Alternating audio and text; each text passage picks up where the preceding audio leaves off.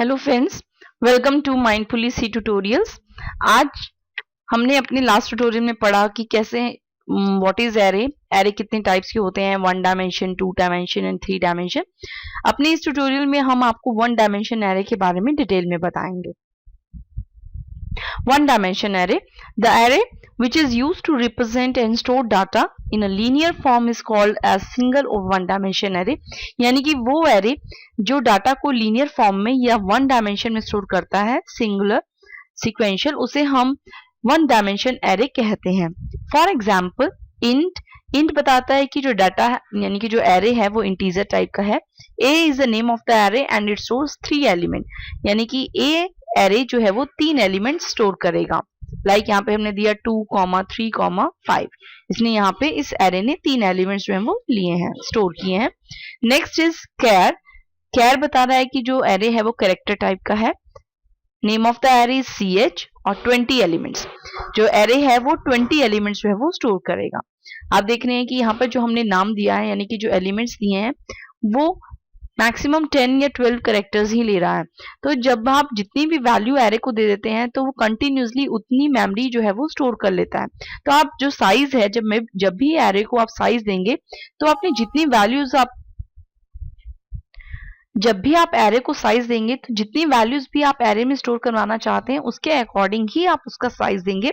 नहीं तो जितनी बाकी की जो वैल्यूज रह जाएंगी यानी कि जो बाकी का स्पेस रह जाएगा वो एक्स्ट्रा होगा, वो आपके लिए वेस्ट स्पेस है।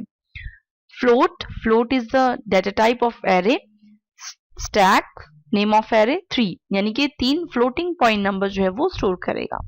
syntax for 1 dimension array, data type यानी कि सबसे पहले हम टाइप देंगे, फिर हम एरे का नाम देंगे और स्क्वायर ब्रैकेट्स में हम उसका साइज देंगे और फिर सेमीकोलंस। टोटल साइज इन बाइट्स यानी कि एरे जो है वो कितने बाइट स्टोर करेगा वो डिपेंड करता है उसके साइज पे। Total size is equal to length of array. Let us suppose ये आपका 3 है, यहाँ पे लेंथ कितना है 3 इंटू में साइज ऑफ डाटा टाइप, और इंटीजर जो है इंटीजर टेक 2 बाइट्स तो यहाँ पे साइज देगा 2। 3 इंटू 2 यानी कि ये एरे जो है वो 6 बाइट का डाटा जो है वो सेव कर लेगा, 6 बाइट जो है वो स्टोर कर लेगा। Example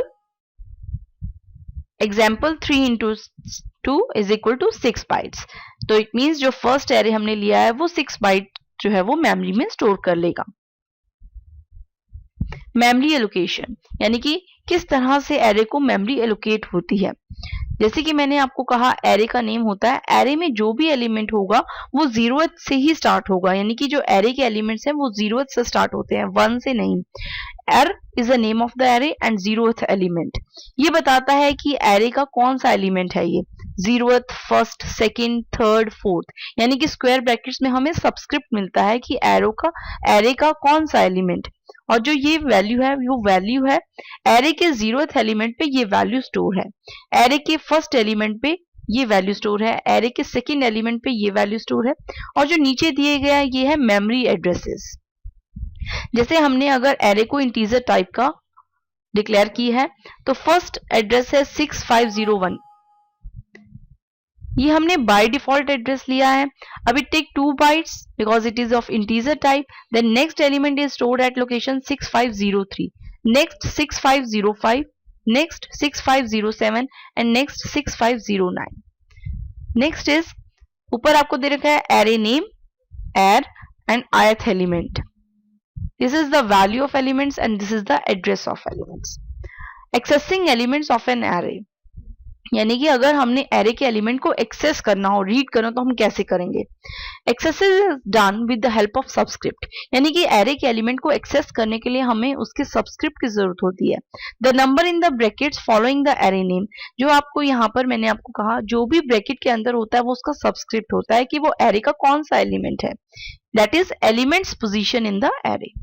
all the elements of the array starts with 0, यानी कि जो एरे है उसके एलिमेंट 0 से स्टार्ट होते हैं, 0, 1st, 2nd, 3rd and so on.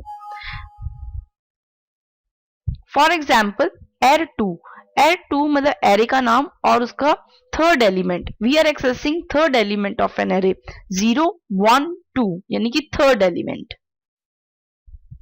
Entering data into an array, अब हम ये सीखेंगे कि अगर हमने डाटा को एरे में एंटर करना होता है तो किस तरह से करते हैं। सबसे पहले आप एरे को डिक्लेयर करेंगे वो किस टाइप का है, उसका नाम क्या है और उसका साइज क्या है। इंट मार्क्स 20 यानी कि इसके अंदर टोटल कितने एलिमेंट्स आ सकते हैं 20।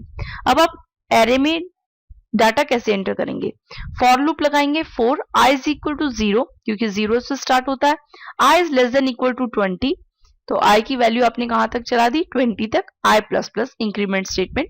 उसके बाद आप ब्रेसेस शुरू करेंगे, प्रिंट एफ एंटर मार्क्स, ये स्टेटमेंट प्रिंट होकर आएगी कि आप मार्क्स को एंटर कर सकते हैं।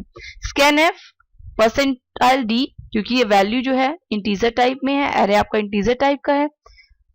एम्परसेंट मार्क्स आई, आई ये बताएगा कि ये यानी कि एरे का कौन सा एलिमेंट आप स्टोर कर रहे हैं। सबसे पहले आई की वैल्यू क्या है 0 तो marks at 0th place, A at 0 is 4, हमने वैल्यू एंटर की 4।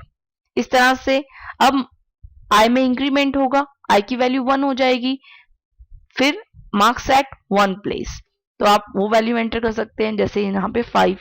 तो इस तरह से सो ऑन जब तक वैल्यू 20 नहीं हो जाती तब तक आप वैल्यूज को एंटर कर सकते हैं। नेक्स्ट है reading data from an array यानी कि access data from an array. आपने वैल्यू एंटर कर दी, अब आप डाटा को एक्सेस करना चाहते हैं तो आप कैसे करेंगे। Same int marks 20 integer type का आपका एरे है, उसका नाम मार्क्स है, उसमें टोटल 20 एलिमेंट्स है।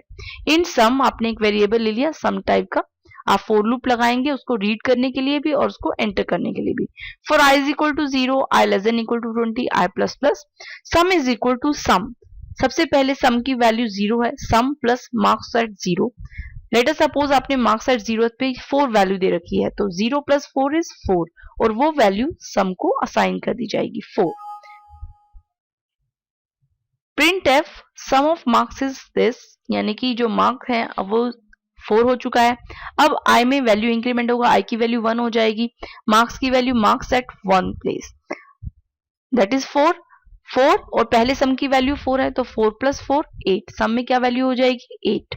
फिर से i में इंक्रीमेंट होगा i 3 यानी कि 2 हो जाएगा, मार्क्स एट 2 जो भी आपने यहाँ वैल्यू दे रखी होगी वो सम की वैल्यू में ऐड हो जाएगी। इस तरह से सो ऑन जब तक i की वैल्यू 20 नहीं हो जाती मार्क्स जो है वो सम में ऐड होते जाएंगे और लास्ट में आप सम को प्रिंट करवा सकते हैं। तो इस तरह से हम डाटा को एरे में एंटर कर सकते हैं और डाटा को रीड कर सकते हैं। एरे इनिशियलाइजेशन यानी कि एरे को इनिशियलाइज कैसे करते हैं। इंट डाटा टाइप यानी कि एरे किस टाइप का है, नम नेम ऑफ द एरे और 6 यानी कि वो टोटल कितने एलिमेंट्स जो है वो स्टोर कर सकता है 6। तो आपने यहाँ पे वैल्यू दे दी 1 2 3 4 5 6 और लास्ट में आप सेमीकोलन लगा देंगे। एक दूसरी तरह से भी हम एरे को इनिशियलाइज कर सकते हैं, इंट डाटा टाइप नम और आप यहाँ पर उसकी साइज को नहीं भी दे सकते यानी कि आपको आपकी मर्जी है, आप साइज को देना चाहते हैं तो आप दे सकते हैं, नहीं देना चाहते तो आप नहीं भी दे सकते। और यहाँ पे आप वैल्यूज यानी कि जो भी एलिमेंट में आप वैल्यूज देना चाहते हैं वो आप दे सकते हैं। फ्लोट नम डायमेंशंस आपकी मर्जी है, देना चाहते हैं तो दे सकते हैं, इक्वल टू और आप वैल्यूज दे सकते हैं। Note that till the array elements are not given any specific value they are supposed to contain garbage values यानी कि जब आप एरे को इनिशियलाइज करते हैं तो अगर आप यहाँ पे कोई वैल्यूज नहीं देते, सिर्फ साइज दे देते हैं और एरे को कोई भी वैल्यूज नहीं देते तो एरे के जो एलिमेंट्स हैं वो गार्बेज वैल्यू ले लेते हैं यानी कि कोई भी वैल्यूज अपनी मर्जी से ले सकते हैं, वो गार्बेज वैल्यू कहलाती है। If the array is initialised when it is declared यानी कि अगर हम एरे को जब हम डिक्लेयर कर रहे हैं उसे इनिशियलाइज नहीं करते यानी कि जब हम एरे को डिक्लेयर कर रहे होते हैं और उसकी डायमेंशंस देना चाहते हैं तो दे सकते हैं, नहीं देना चाहते तो नहीं दे सकते, तो dimensions are optional. If the array is initialized where it is declared, mentioning the dimension of array is optional as in the third and the second example। जैसे कि आपने सेकंड और थर्ड एग्जाम्पल में देखा कि यहाँ पर हमने एरे की डायमेंशंस यानी कि एरे का साइज नहीं दिया कि वो कितने एलिमेंट्स को स्टोर करता है, तो आप यहाँ पर देना चाहते हैं दे सकते हैं, नहीं तो ये ऑप्शनल है। तो हमने देखा